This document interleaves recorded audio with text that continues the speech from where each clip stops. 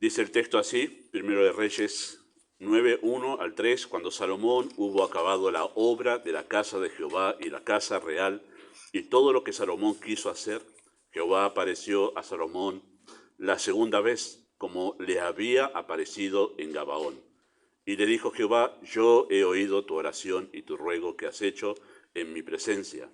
Yo he santificado esta casa que tú has edificado, para poner mi nombre en ella para siempre, y en ella estarán mis ojos y mi corazón todos los días. Amado Padre Celestial, nosotros nos postramos ante tu palabra, la reverenciamos y deseamos ponerla bien alto en nuestros corazones, así como tú lo has designado. Y deseamos acercarnos a ella con temor, con respeto, para oír tu voz. Creemos, Padre, que es una palabra viva que actúa en cada corazón según tu voluntad. Tú eres el dueño de tu palabra y puedes hacer que la vida se despierte en los corazones que aún no han conocido a Cristo como Salvador, pero también puedes confrontar a cada creyente con esta verdad que hemos de enseñar en esta mañana. Así que rogamos, Padre, que hables más allá de lo que hemos de decir ahora y te glorifiques a ti mismo. En el nombre de Jesús. Amén. Pablo, el apóstol Pablo, dijo acerca de los relatos históricos del Antiguo Testamento. Hago esta mención porque hemos venido casi 2 años considerando algunas cartas en el Nuevo Testamento y hemos ido poco al Antiguo Testamento, ¿sí? En algún momento, si el Señor así lo permite, iremos un poco más seguido. Solamente hemos tocado Proverbios en la reunión de oración. Pero esto es bueno tomarlo en cuenta en cuanto al hecho de los libros del Antiguo Testamento, ¿sí? Pablo dijo en Romanos capítulo 15, verso 14, que las cosas que se escribieron antes, refiriéndose al Antiguo Testamento, ¿sí?, para nuestra enseñanza se escribieron, a fin de que, al sufrir con paciencia, mediante la consolación de las Escrituras, tengamos esperanza. Así que una de las razones por las cuales se escribieron estas cosas, Dios en su soberanía permitió que esto permanezca en su palabra, en su revelación, es para que al sufrir con paciencia nosotros podamos ir a estos relatos históricos y encontrar de allí consuelo en las Escrituras para que tengamos esperanza. También la misma idea Pablo la repitió en 1 Corintios 10:11, diciendo de esta manera: estas cosas les acontecieron como ejemplo. Acaba de mencionar Pablo la etapa del pueblo de Israel en el desierto, ¿sí?, haciendo mención de lo que relata el libro de Números especialmente. Dice, estas cosas les acontecieron como ejemplo y están escritas para amonestarnos a nosotros, a quienes han alcanzado los fines de los siglos. Así que la misma idea hace referencia a Pablo a las historias del Antiguo Testamento, la parte histórica, diciendo estas cosas les acontecieron como ejemplo a nosotros, dicen versos anteriores en ese pasaje, ¿sí?, y que están escritas, y han quedado escritas, para amonestarnos a nosotros. Habla de los creyentes ahora de la era de la iglesia, a los que hemos alcanzado los fines de los siglos, que estamos en la última etapa nosotros del plan redentor de Dios. Después de esta etapa de la era de la iglesia, ya no hay más nada para este mundo, lo que viene es el mundo venidero, ¿sí?, si enseñan las Escrituras. Pero es interesante esas 2 aclaraciones de Pablo en esos textos porque nos ayuda a nosotros a saber cómo ir al Antiguo Testamento, especialmente ahora que estamos considerando por segundo domingo la historia de Salomón, ¿sí?, lo que quedó escrito acerca de Salomón. Así que los relatos históricos del Antiguo Testamento reflejan verdades doctrinales a través de las cuales aprendemos cómo vivir nuestra fe. Así nosotros nos acercamos a esos relatos, para poder estudiarlos, poder analizarlos. Eso es parte de lo que es el trabajo del predicador, de poder estudiarlos y ver cuáles son las verdades que Dios ha dejado allí plasmadas, si se puede decir de esa manera, ¿sí?, en esos textos, ¿sí? Eso es lo que nosotros hacemos. No es que sacamos una enseñanza moral arbitrariamente, sino que realmente estudiamos esos relatos históricos en base a la doctrina que nosotros tenemos en el Nuevo Testamento. Así se interpreta mucho mejor o de la manera correcta el Antiguo Testamento, ¿sí? Y el relato de la vida de Salomón, que nosotros empezamos a ver la semana pasada, ¿sí? El relato de la vida de Salomón nos enseña cómo vivió el hombre más sabio de todos los tiempos, exceptuando a Cristo, ¿no? En cuanto a los demás humanos, ¿sí? Los demás mortales, Salomón es el hombre más sabio que ha existido en toda la historia de la humanidad. No lo digo yo, lo dice el Señor cuando lo leímos la semana pasada en el capítulo 3. Recuerdan eso, ¿sí? Dios lo hizo a él el hombre más sabio de todos los tiempos. Bueno, el relato que está de él en el libro de los Reyes y en el libro de las Crónicas, ¿sí? Los dos relatos, Reyes se escribió antes de que Israel fuera deportado a Babilonia y Crónicas se escribió después, cuando Israel volvió de Babilonia. Esa es la diferencia de por qué hay dos libros que cuentan las mismas historias. Bueno, porque uno fue antes y otro fue después. Y hay dos perspectivas en cuanto a cómo se escribió esa historia. La que es antes de la deportación se escribió pensando en los asuntos terrenales, cómo se veía desde la tierra a estos reyes. Crónicas se escribió con la mirada desde el cielo, cómo se veían esos hombres, a esos reyes, desde la mirada celestial. Bueno, hay unas pequeñas diferencias para hacer notar por qué hay dos veces contadas en la Escritura la misma historia. Pero eso es lo que nosotros notamos en cuanto al relato de la historia de Salomón, que ocupa capítulo 1 de Primero Reyes hasta capítulo 11. Y ahí terminó la historia de Salomón en cuanto al relato histórico, ¿sí? Así que el hombre más sabio de todos los tiempos vivió con base en sus prioridades. Esa es la verdad que está, en la que nosotros podemos concentrar el relato histórico que encontramos en el libro de Reyes y de Crónicas. Es que el hombre más sabio de todos los tiempos vivió con base en sus prioridades, ¿sí? Así que vamos nosotros a hacer las preguntas pertinentes para exponer esta verdad. Y algo muy particular, porque de ningún otro rey se hace un énfasis en este aspecto, ¿sí? de su vida. De David se relatan su juventud, cómo llegó al trono, sus batallas, cómo se relacionó con las personas, pero de Salomón se nos dice a nosotros, se nos hace un énfasis en cuanto a cuáles fueron sus prioridades, ¿sí? Vamos a hacer 3 preguntas en esta mañana para exponer la verdad que el texto nos comunica a nosotros, ¿sí? En primer lugar, y para poder entender el mensaje, ¿qué es una prioridad? Usted va a decir, no, pastor, eso es una cosa... Bueno, vamos a hacer un acento porque necesitamos nosotros poder comprender qué es una prioridad para entender de qué está hablando el texto acerca de Salomón, ¿sí? ¿Qué es una prioridad? Bueno, una prioridad es aquello a lo que le damos un lugar de preferencia por sobre las demás cosas.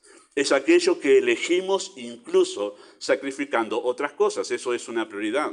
Es aquello a lo que le dedicamos nuestro mayor y mejor tiempo, ¿sí? Una prioridad es aquello a lo que le damos nuestras mejores energías. Una prioridad es aquello en lo que invertimos lo mejor de nuestra economía. Así que una prioridad es aquello que atrapa nuestra atención, afecta nuestras emociones y nos permite, o nos transmite, mejor dicho, seguridad y sentido de valía personal.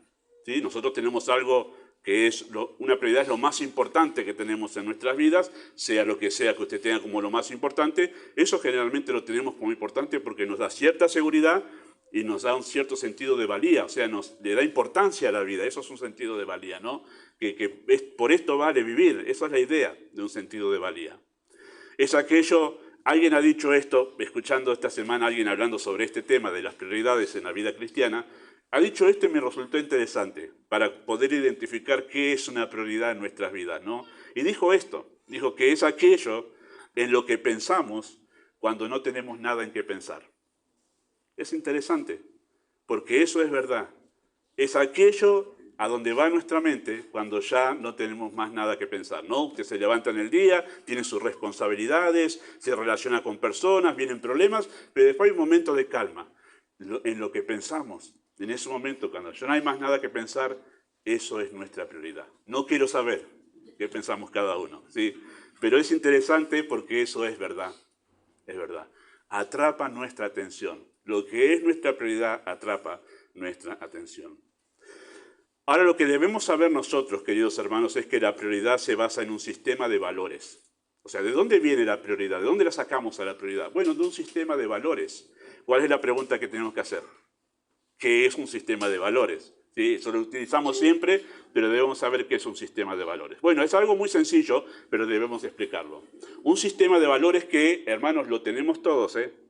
Todos aquí, toda persona tiene un sistema de valores. Lo sepa o no, pero todos tenemos un sistema de valores. Es una lista que elaboramos, puede ser escrita en un papel o puede ser hecha acá simplemente en la mente, pero es una lista que elaboramos en la que agrupamos las cosas en una escala de mayor a menor importancia. Eso es un sistema de valores, mentalmente o escrito o declarado, lo que sea, pero nosotros sabemos que hay cosas que para nosotros esto es lo más. Después de eso sigue esto, y después esto y esto, y hay una escala de valores, de cosas que son más importantes y otras menos importantes para nosotros. Y esa escala de valores, ese sistema de valores, lo tenemos todos. Todos tenemos ese sistema de valores, ¿sí?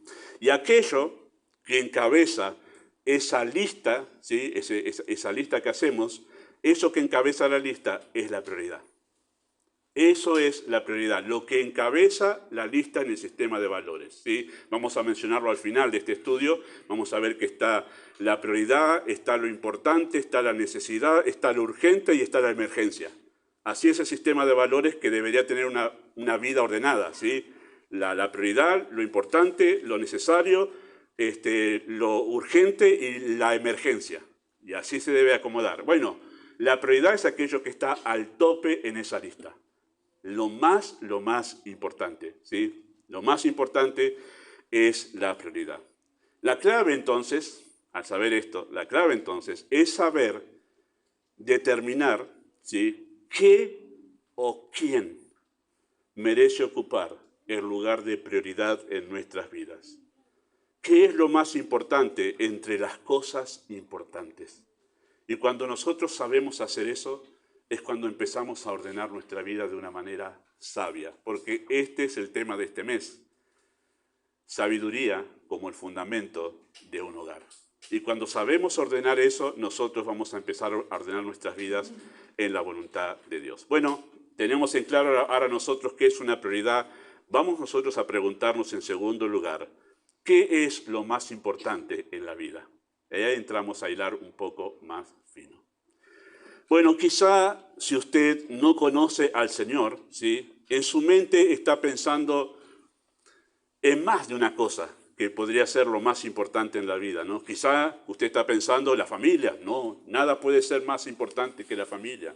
Quizá usted está pensando, no, el trabajo, porque con el trabajo yo puedo tener sustento para poder sostener mi familia, sostenerme a mí, interactuar en este mundo, ¿no? Si no tenemos trabajo, quizá usted esté pensando, bueno, pero no, es la salud, porque si no tengo salud no puedo trabajar. Y usted dice, no, entonces la salud es lo más importante.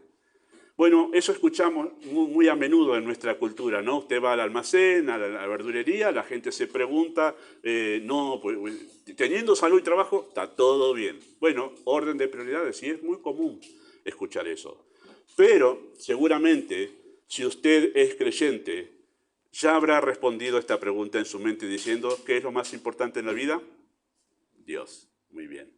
Y esa es la respuesta correcta, ¿sí? Esa es la respuesta correcta.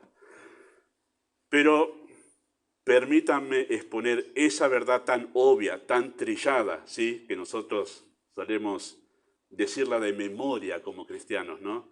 Permítanme exponerla desde este pasaje como en un cuadro, ¿sí?, vívido, donde lo podemos ver en la vida de alguien. Porque una cosa es decir, Dios sí es lo más importante en mi vida, y otra cosa es verlo en un cuadro de la vida de alguien. Mirá vos, a eso nos estamos refiriendo cuando decimos que Dios es lo más importante, ¿sí?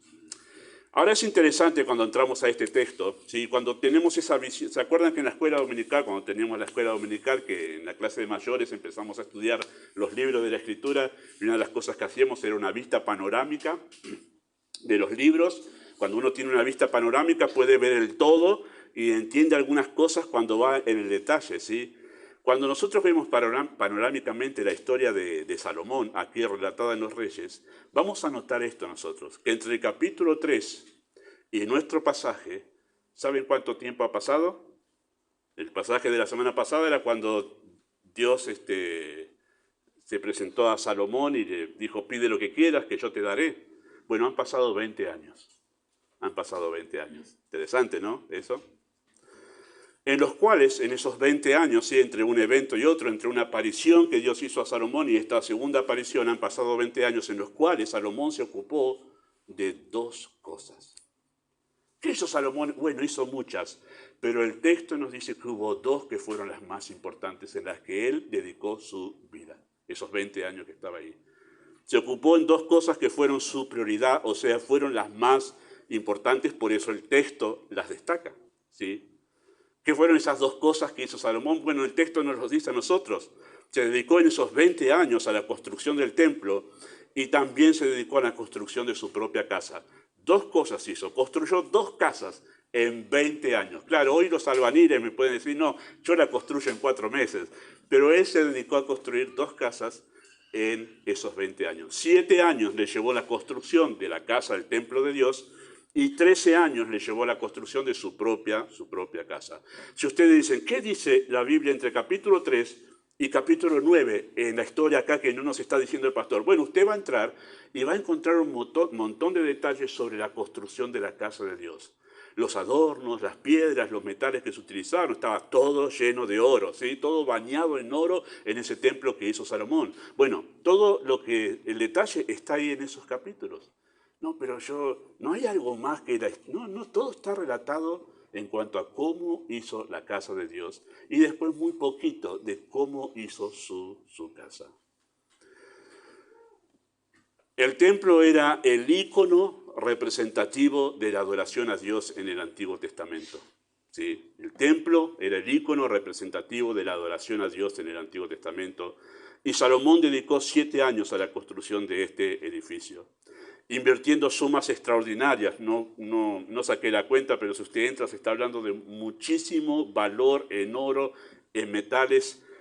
Hay un momento en la historia del relato del gobierno de Salomón, que se nos dice, el escritor pone esto, dice, se nos dice que la plata, el metal, la plata, llegó a ser poco estimado de la cantidad de oro que había en el gobierno de Salomón. Dice, la plata, tener plata, no, oro, tanto oro que la plata era desestimada. Llegó a tener poco valor y casi todas las cosas en el templo estaban bañadas, en ese templo que hizo estaban bañadas en oro. Piedras valiosas. Utilizó las mejores maderas, las mejores piedras, oro en abundancia, los mejores especialistas en construcción y en arte. Se comunicó con otros reinos para que traer de esos reinos especialistas en hacer un montón de decoraciones en el templo. Un dato que escuché esta semana me pareció interesante, que cuando se relata el detalle de los adornos, hay manzanas, hay palmeras, y uno dice, ¿qué símbolo? Bueno, y es interesante que cuando se pensó en la decoración del templo, todo remitía al huerto del Edén, para que cuando uno entrase en el templo, tuviese en cuenta aquello que el hombre perdió. Que el hombre está perdió eso por su pecado, y dirigiéndose después al lugar santísimo, donde en verdad el hombre encuentra redención en Cristo. Bueno, todo lo que estaba ahí tenía un significado espiritual, a lo cual Salomón le dedicó mucho tiempo para hacerlo correctamente. Ustedes saben que el plano del templo que edificó Salomón no lo hizo como a él le gustaba. Tenía el plano que se lo había dado su padre David y que a David se lo dio Dios. El plano de cómo debía hacerse el templo. No le dijo a David, bueno, hacelo como a vos más te guste. No, le dio el plano cómo debía edificarse ese templo. La construcción de ese templo era imponente en gloria y en esplendor. Así que nadie, queridos hermanos, nadie absolutamente que haya visto ese templo podía decir que la adoración a Dios no era una prioridad en la vida de Salomón. Cualquiera que vea a una persona dedicarle tanto tiempo, tanto detalle, tantas energías, invertir tanto su economía en eso, nadie puede decir que en verdad eso no es importante para él. Lo que él invirtió en la adoración a Dios, en el templo para adorar a Dios, demuestra que eso para él era una prioridad. No escatimó en gastos para poder hacer ese templo para adorar a Dios. Y en verdad era tanto esto una prioridad en la vida de Salomón, que primero edificó el templo y luego edificó su propia casa, para demostrar qué lugar de prioridad debe tener Dios en la vida de cualquier persona. Así que la casa del rey también, queridos hermanos, hace alusión a su vida familiar. Noten que él edificó el templo, que esto hace alusión a la adoración a Dios, es un ícono representativo de la adoración a Dios. Pero después se dedicó 13 años a edificar su propia casa. Y eso hace alusión a su vida familiar. Bueno, quizá usted, si es estudioso de la Escritura, si es lector disciplinado de la Biblia, usted quizá podría levantar una objeción diciendo, bueno, esa interpretación, pastor, es un poco forzada ya, ¿sí? Es decir, que su casa representa su vida familiar. Pero, queridos hermanos, permítame argumentar a favor de este enunciado que acabo de hacer, diciéndoles esto. Cuando consideramos el libro de Proverbios, donde los primeros 9 capítulos están dedicados a la educación de los hijos, y cuando consideramos el Cantar de los Cantares, los 2 libros escritos por Salomón, ¿sí? Cuando consideramos el Cantar de los Cantares, que consiste en una serie de cánticos relatando el amor matrimonial en una manera poética, nosotros no podemos llegar más que a la conclusión de que para Salomón la vida familiar estaba en segundo lugar, luego del Señor. ¿Sí? Ningún escritor bíblico, ¿sí? Haga este estudio personal, pero ningún escritor bíblico ha dado tantas enseñanzas acerca de la crianza de los hijos como lo ha hecho Salomón. Y no solamente esos 9 capítulos que estamos estudiando en la reunión de oración. Si usted va por el libro de Proverbios y lo lee cada mes como es una buena propuesta hacerlo, ¿sí? Usted se va a dar cuenta que después en el libro de Proverbios hay más enseñanzas acerca de la familia. Nadie escribió acerca de la vida familiar como escribió Salomón. ¿Por qué? Porque era importante para su vida. Después del Señor, la familia, dijo Salomón. Y es más, el libro de Proverbios comienza con 9 capítulos, cómo educar los hijos. ¿Y cómo termina? ¿Hablando de quién? De la esposa. Vaya si era importante la vida familiar para este hombre. Y después el precioso libro de Cantar de los Cantares para demostrar que su relación con su esposa realmente era lo más hermoso que él podía estar viviendo y a lo cual se dedicó. Como habla Salomón de su esposa, creo que nos deja a nosotros un poquito avergonzados, que los hombres no solemos tener palabras para expresar nuestro amor a nuestras esposas, pero él se desvivía escribiendo y buscó un montón de analogías para poder expresar lo bella que era su esposa y cuánto la amaba. Queridos hermanos, notamos en verdad que nadie escribió acerca de la vida matrimonial como escribió Salomón. Sí que hay consejos en la Escritura, acerca de la vida matrimonial, pero ninguno tan detallados y tan específicos como lo hizo Salomón. Por eso cuando estoy diciendo que esa referencia que se dedicó 13 años a edificar su casa es mucho más que hablar acerca de un edificio, es hablar de su familia. Se dedicó a su familia. Era un hombre dedicado a sus hijos y a su esposa. Y si usted ya conoce cómo siguió la vida de Salomón, me va a decir, no, momento, pastor, y las 700 y las 300, vamos a ver, en verdad, que eso en verdad tiene relación con este tema de las prioridades. Porque hubo un tiempo en la vida de Salomón que él se dedicó a su esposa. Y cuando cambiaron esas prioridades, cambió su vida familiar. Tremendo. Si leemos de corrido el relato, desde el capítulo 3 hasta el 9, podemos notar que el historiador tuvo la intención, ¿sí?, de tomar 2 puntos de referencia en el relato de la historia de Salomón. ¿Cuáles son esos 2 puntos de referencia? Bueno, la primera y la segunda aparición. ¿Han notado? La semana pasada, capítulo 3, Dios aparece, y llegamos al capítulo 9 y aparece Dios otra vez. ¿Sí? ¿Por qué el historiador tomó esos 2 puntos de referencia como 2 postas en el relato de la historia de Salomón? Bueno, en primer lugar, permítame decir esto que es como un casi paréntesis, ¿sí? Tomó esos 2 puntos de referencia donde Dios habló directamente con Salomón, porque no era tan común, hermanos, no era tan común que Dios hablase de forma directa, así, personalmente, apareciera Salomón, ¿sí?, su voz hablándole directamente, no era tan común, ¿sí? Y en caso de Salomón, pasaron 20 años entre una y otra aparición. ¿Ha visto a la gente que promueve este tipo de experiencias, como diciendo, como pareciera que está hablando con Dios todos los días, como que Dios se les aparece todos los días? A Salomón solo 2 veces en su vida, y hubo 20 años entre una y la otra. Esto no era común. A veces pensamos, no, Dios no se aparecía tan seguido como nosotros imaginamos. Y el hecho de que se haya aparecido 2 veces es tan significativo que el escritor dijo, esto es extraordinario, y marcó la historia de Salomón entre una y otra aparición. Tremendo, ¿no? Y en ambas no sucedió nunca más, y esto no sucedió nunca más en la vida de este hombre. Solo 2 veces tuvo esta experiencia. ¿Y qué hacía Salomón? ¿Cómo se guiaba Salomón en su vida? Bueno, por el libro de la ley. No basaba su vida en esa experiencia que él tuvo, sino en el libro de la ley. Por las dudas, si uno piensa que Dios se aparece o se aparecía de manera directa todos los días en aquel tiempo, este registro nos dice lo contrario, y solo fueron 2 veces en su vida. No era habitual, queridos hermanos, y quiero acentuar esto, Salomón nunca animó a nadie a esperar este tipo de experiencia. Si usted lee Proverbios, no menciona estas apariciones. Si usted lee el libro de Cantar de los Cantares, no menciona estas 2 apariciones de Dios a él. Y si usted lee el libro de Eclesiastés, que es el tercer libro que escribió Salomón, no solamente no menciona este tipo de apariciones, sino que habla de que están en una vanidad aquellos que siguen sus sueños. Interesante, ¿no? Que el hombre que tuvo estas experiencias, dígame usted, si usted tuviese estas 2 experiencias, ¿no? Cosa que no va a pasar porque Dios hoy habla por la Escritura. ¿Qué escribiría usted si escribe un libro? Y estaría encabezado por esas apariciones. Pero Salomón no. Es más, en el libro de Proverbios, que estamos estudiando esos capítulos de educación a los hijos, todo está enfatizado en, hijo, la ley de Dios.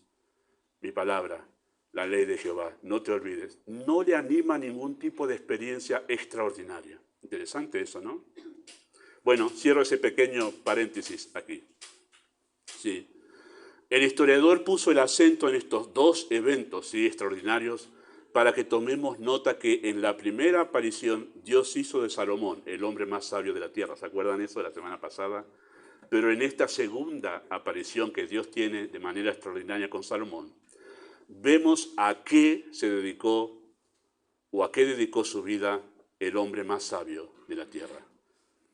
Dios apareció para hacer un alto acá en el relato bíblico. Cuando el escritor dice terminó el templo y terminó su casa, dice alto, acá voy a aparecer yo, ¿sí? Para darle un marco de aprobación divina a esto a lo cual Salomón se dedicó, al templo, a la adoración a Dios y a su familia, como lo segundo en importancia. El hecho de que Dios haya aparecido de esta manera es eso, le da un marco de aprobación divina. Así que no se trata, queridos hermanos, cuando leemos ahí en el versículo 1 y 2 que terminó el templo y terminó su casa, no se trata solo de la construcción de 2 edificios. Había una implicancia espiritual en estas 2 menciones, el templo y su casa. El Espíritu de Dios, inspirando al escritor bíblico, nos está queriendo hablar más allá del edificio en sí. Nos está queriendo hablar de la adoración a Dios y de la importancia que tiene la familia en la vida de los creyentes. El templo era importante como la manera de manifestar el amor a un Dios que no se veía, pero el templo y la adoración no tenían sentido si no era acompañada de un corazón que amara a Dios. El templo no era un fin en sí mismo, ¿sí? No lo era, pero era la representación del culto a Dios en el Antiguo Testamento. En el Antiguo Testamento hay que decir, yo amo a Dios. Bueno, ¿qué haces? La manera de ver que alguien amaba a Dios era que le daba importancia a ese templo. Si usted hace el estudio del templo en el Antiguo Testamento, usted va a notar que realmente eso era significativo. Era la manifestación de que alguien amaba a Dios. Y más, si ustedes leen la historia aquí de Salomón, va a ver el acento que Dios hace sobre esa casa de adoración. Y si vinieran a esta casa y oran acá arrepentidos o en tal cosa y tal cosa.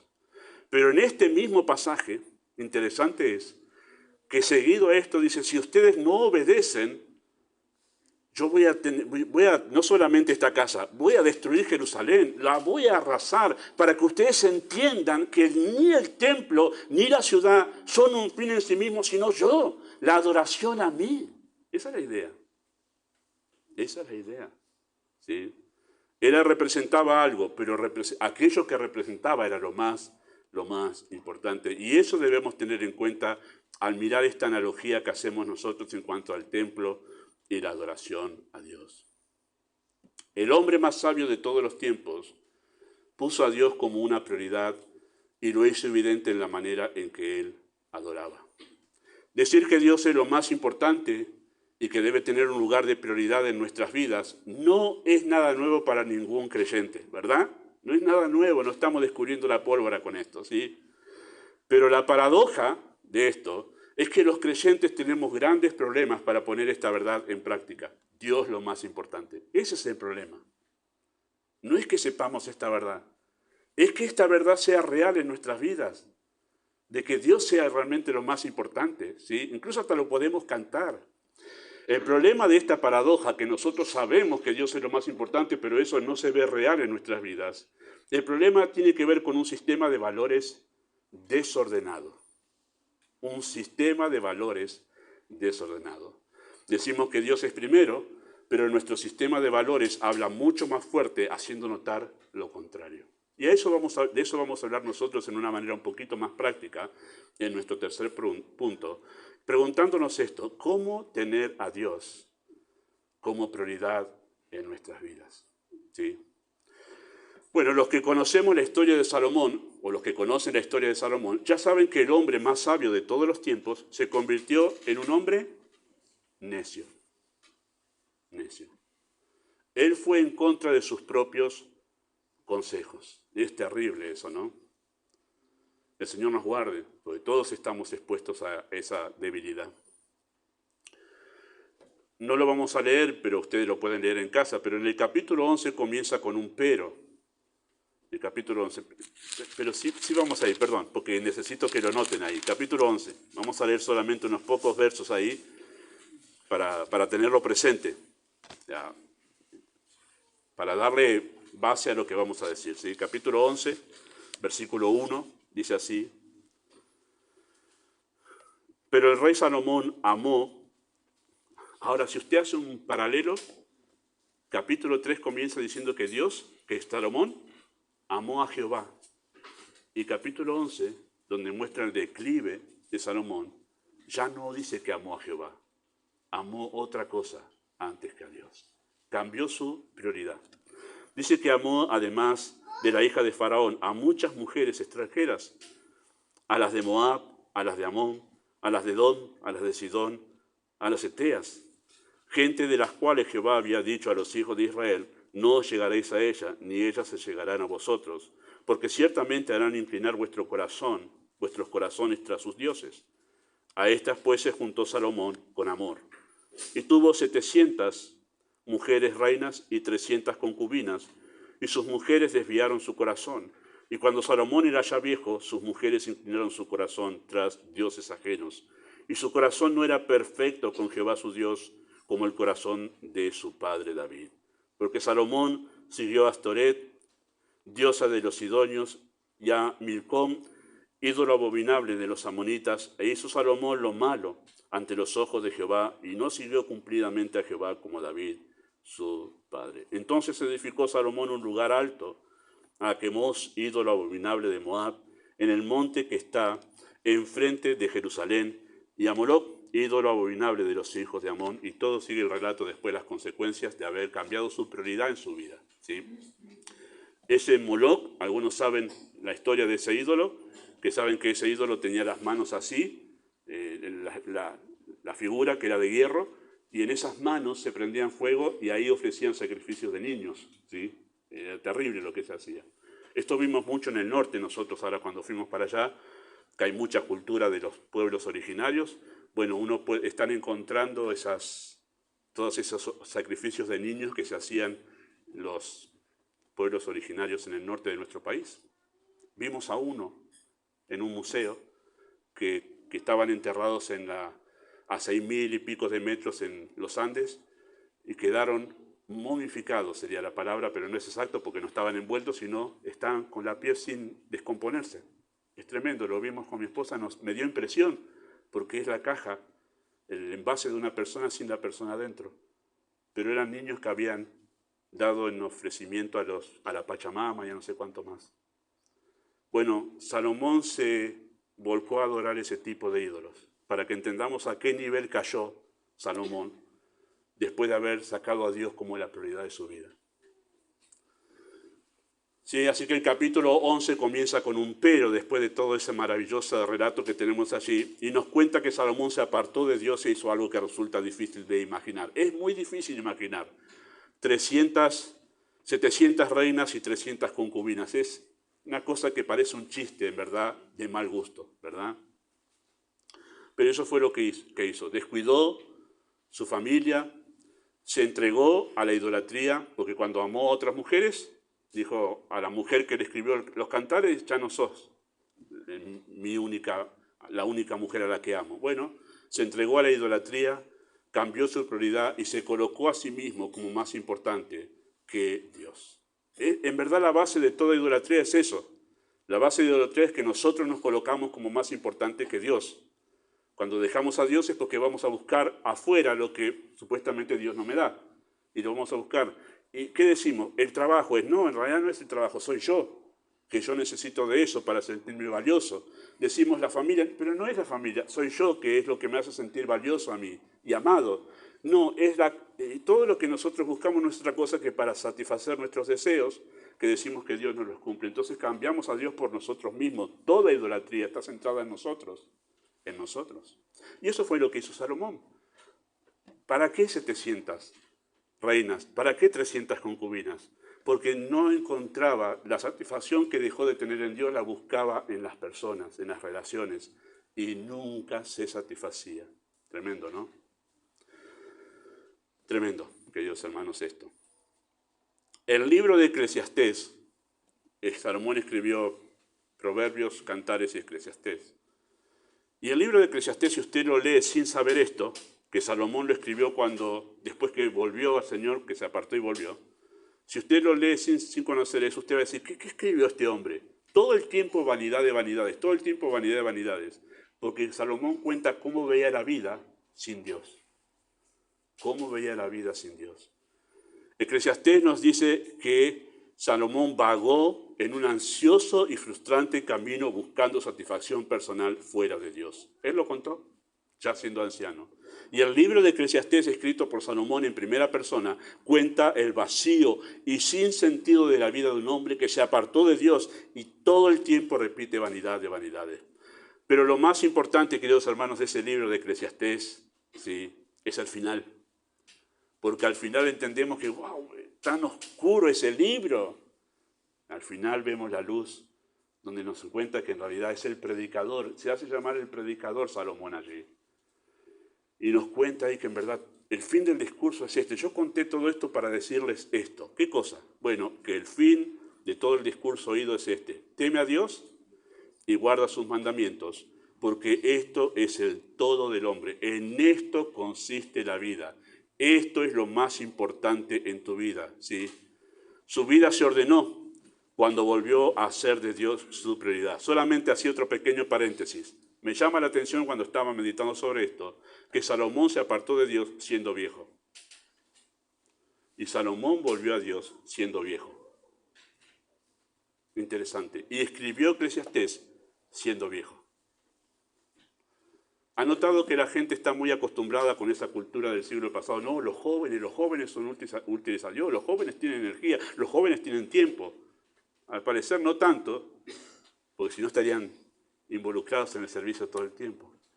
Pero es interesante que la gracia de Dios hizo volver a un hombre viejo a Dios y lo utilizó para escribir uno de los versículos que más han resonado en la iglesia de Cristo a través de los siglos.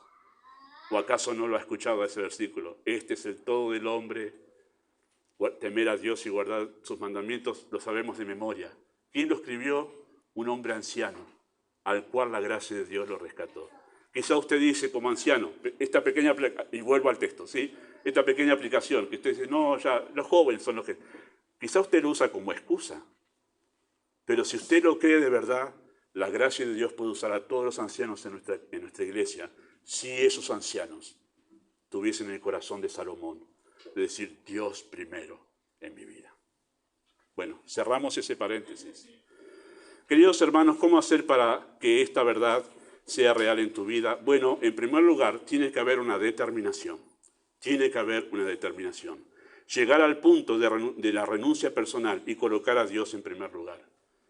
Y aunque esta verdad es tan trillada, sabe que el problema de que Dios no ocupe el lugar en nuestras vidas tiene que ver con que no lo determinamos. Es una determinación personal de renuncia, de decir Dios es primero. Generalmente nos engañamos esperando que las circunstancias cambien para darle a Dios el primer lugar. No van a cambiar. Por lo cierto, en verdad, van a cambiar cuando nosotros cambiemos, tomemos esa determinación. Es así. Lo cierto es que no estamos dispuestos a tomar la determinación de ordenar nuestras vidas en torno a Dios. Y hay cosas que no queremos dejar, relaciones que no estamos dispuestos a dejar en segundo lugar. O simplemente la realidad de que no creemos que Dios sea real. ¿Sabe por qué muchos creyentes no ponen a Dios en primer lugar? Porque no creen que Dios sea real. Hablan de Dios, pero no creen que Dios realmente es real, que hay una relación con Él, que es una persona. Es una idea para muchos. Es algo místico, que está ahí, pero vuelvo a casa y ya no lo veo más. Y ese es el problema. No hay la determinación. Solemos usar la excusa como un escudo para muchas cosas. Y si no, la casa, la familia, el trabajo, la iglesia, tiene que haber una determinación. La decisión de decir basta y Dios primero. En segundo lugar, para poder que esta verdad sea realidad en nuestras vidas, ¿sí? la prioridad que sea Dios, hay que elaborar y mantener en orden un sistema de valores, ¿sí? O los valores en nuestras vidas. Y aquí vamos a lo que les mencioné hace un momento, ¿sí? Está la prioridad, está lo importante, está lo necesario, está lo urgente y está la emergencia, ¿sí? Que solemos experimentar en nuestras vidas, ¿no? La prioridad es nuestro mayor valor, lo que es más importante en nuestras vidas y debería ser Dios, ¿sí? Después está lo importante. ¿Qué son las cosas importantes? Bueno, son las responsabilidades que debemos atender como parte de nuestras vidas, entre las cuales están nuestras relaciones más cercanas, ¿sí? Trabajo y todo lo demás. Eso es lo importante. Después viene lo necesario, ¿sí? ¿Qué es lo necesario? Bueno, comprende una serie de cosas y relaciones de las que tenemos cierto grado de dependencia para llevar un estilo de vida óptimo. Ropa, estudio, trabajo, comida, esas son las cosas necesarias. Y después viene lo urgente. ¿Qué es lo urgente? Bueno, abarca lo circunstancial, aquello que acontece de imprevisto y que debe ser atendido con rapidez. Eso es lo urgente. Y después está la emergencia. ¿Cuándo ocurre una emergencia? Bueno, es aquella situación que pone mi vida en riesgo. Eso es una emergencia. Ahora, con este tema de que en el noticiero aparece todo el tiempo urgente, urgente, urgente, y entonces ya todo es urgente. Y ahí está todo el momento bajo tensión, ¿no? Urgente. Y no lo es. El problema de la mayoría es que no llegamos a ver la importancia de mantener lo prioritario en primer lugar en las decisiones que tomamos. Y ahí volvemos y unimos con el mensaje de la semana pasada. La sabiduría es saber tomar decisiones correctas, ¿sí? Tomamos decisiones correctas cuando no sacrificamos lo prioritario. Y ahí somos sabios, ¿sí? Voy a mencionar algo para graficar esto, ¿sí? Voy a graficar esto de esta manera, ¿sí? Acontece una urgencia que interfiere con lo prioritario y sacamos lo prioritario. Por ejemplo, usted se está preparando, un ejemplo entre muchos, ¿verdad? Se está preparando para salir a la reunión con la iglesia, ¿sí? Domingo, sábado, cuando usted está por venir. Y se le rompió el caño de agua. Terrible. Si hay cosa que me pone un poquito difícil a mí para arreglar en casa es cuando se rompe un caño de agua. Las luces, otra cosa, pero se rompe un caño de agua. Si usted tiene lo urgente como más importante, al instante cancela su participación en la reunión y se queda en casa arreglando el caño. Y usted dice, no, pero se me hizo un enchastre. Pero si usted tiene como prioridad lo importante, entonces, ¿qué hace? Cierra el paso de agua a la casa, va a la reunión y a volver a casa arregla el caño. Muy simple. Pero ¿sabe por qué eso se vuelve un problema para algunos? Porque no entienden la importancia de que la prioridad no se debe sacrificar. Porque perdemos al sacrificar la prioridad. Ahí puede usted imaginar un montón de otras cosas. De cosas que son importantes. Pero nunca hay que sacrificar lo prioritario por lo importante. Nunca. O por la emergencia en este caso, ¿sí? Esa emergencia. Urgencia, perdón, lo que debe ser atendido rápidamente. Cuando usted vuelve, rápidamente tiene que arreglar eso. También hacemos lo mismo con lo importante, queridos hermanos. Lo colocamos como prioritario. No, porque es importante. ¿Cómo no lo voy a poner como prioritario, no? Hacemos por el trabajo lo que no hacemos por las cosas de Dios. El trabajo es importante, es una cosa importante de nuestras vidas, desde ya. Pero ¿sabe lo que se ha visto y lo hacemos y corremos la tentación de hacerlo muchas veces? Es que en realidad nosotros hacemos por el trabajo lo que no hacemos por Dios. Cuando en realidad deberíamos hacer más por la prioridad que por lo importante, porque la prioridad es lo más importante y lo importante viene después. Pero hacemos por el trabajo lo que no hacemos por la prioridad. Si estamos enfermos, hay como un coso que se publica en Facebook seguido que se va corriendo de una posteo a otro. Hace la comparación en las cosas que hacemos por el trabajo y las que no hacemos por Dios en el lugar de adoración. Si estamos enfermos, no faltamos al trabajo, pero si estamos enfermos, faltamos a la iglesia, a la adoración a Dios. Eso cambia la cosa cuando decimos que es adoración a Dios. Al trabajo no nos atrevemos a llegar tarde, pero no hay problema si llegamos tarde a la reunión. Y después sigue toda esa lista, así cosas que hacemos. Nos preparamos para ir, pero no hacemos los mismos preparativos para la iglesia. ¿Qué pasa ahí? Es un problema de prioridad, del sistema de valores. No entendemos que la prioridad no se sacrifica. Hay que ordenar eso. Bueno, ¿qué pastor? ¿Que usted quiere que deje de trabajar? No, la Biblia tampoco te dice que deje de trabajar porque si no serías un perezoso. ¿De qué vivís? Hay que ordenar, hay que acomodar las prioridades y aprender que hay algo mucho más importante y que pierdo al sacrificarlo. Cristo trató el problema de las necesidades, ¿no? ¿Qué de las necesidades? No, pastor, ropa, comida, trabajo, de las necesidades, ¿qué tengo que hacer? Bueno, Cristo trató el problema de las necesidades en Mateo capítulo 6, exhortando a que no debería ser motivo de afán el punto de sacrificar a Dios como prioridad ninguna necesidad. Primeramente, el reino de Dios y su justicia, lo demás no debería ser un motivo para sacrificar esto, dice Dios, dice Cristo. Está tratando el tema que yo estoy tratando, Cristo, en Mateo capítulo 6. La necesidad no debería ser motivo para sacrificar lo prioritario. Y ahí da razones de por qué eso es así. No hay razón para eso.